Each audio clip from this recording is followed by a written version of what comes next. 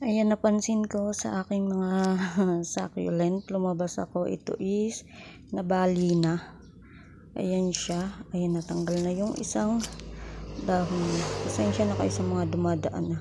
So ito is si Autumn Flame, ayan siya, nabali dahil may problem yung stem niya, pero tuyo naman siya.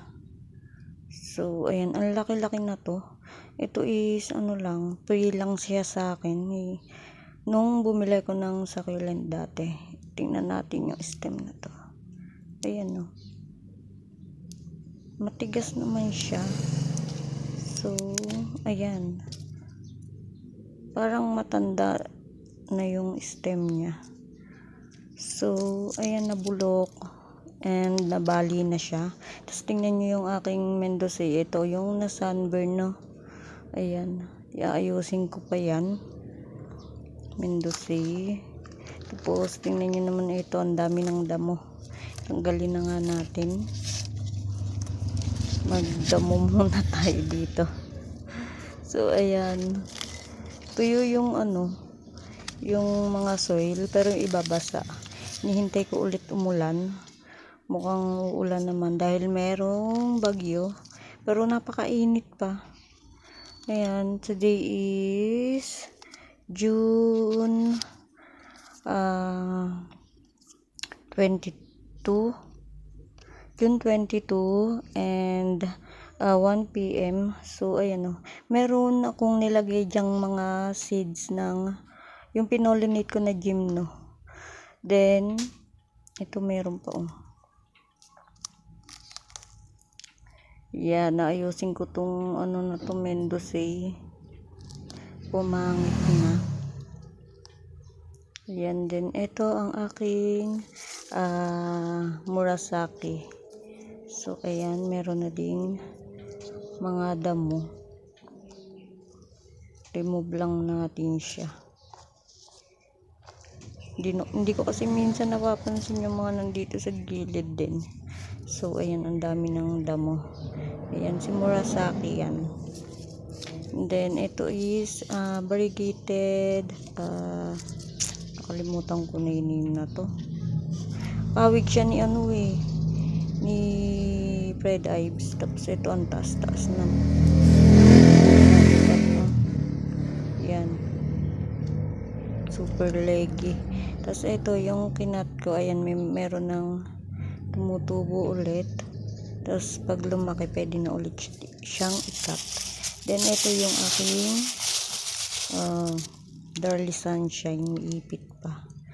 Ayan, si Darly Sunshine, tinusok ko lang dito. And then ayan yung aking mga Purple Delight, nagpipink-pink na. Ayan, nabali ito, oh. Ayan, natanggal na. Ayan na, nagpipink-pink na sila. Nabali. Ayan, nagpipink-pink na ang aking Purple Delight. Pero medyo leggy pa siya. Ayan, napakainit dito. 1 PM. Ayan, mainit. Hanggang hapon na yan. Tingnan nyo, oh, pink na yung dahon na to. And medyo leggy pa sila, hindi pa sila compact, pero gumaganda yung color nila. Tapos ito, oh, yan, nawawala na yung pagkaputla nila. Yung taas na din, pwede na yatang ikat. Tapos ang ganda ng aking variegated na Purple Delight. Ayan siya, nagpipink-pink na din. Tapos ang aking Aron Pay na ang taas-taas na. Then koala at ang aking ghost plant, daing dry leaves. Nihintay kong umulan. Kahapon umulan saglit lang, so hindi sila ganong nabasa. Tapos sobrang init na naman ngayon. Sana umulan mamaya para madiligan sila. And then ang ganda, diba? Tapos etong aking Purple Haze, tingnan nyo, oh, nag-rot na ano ni stem, nabulok na.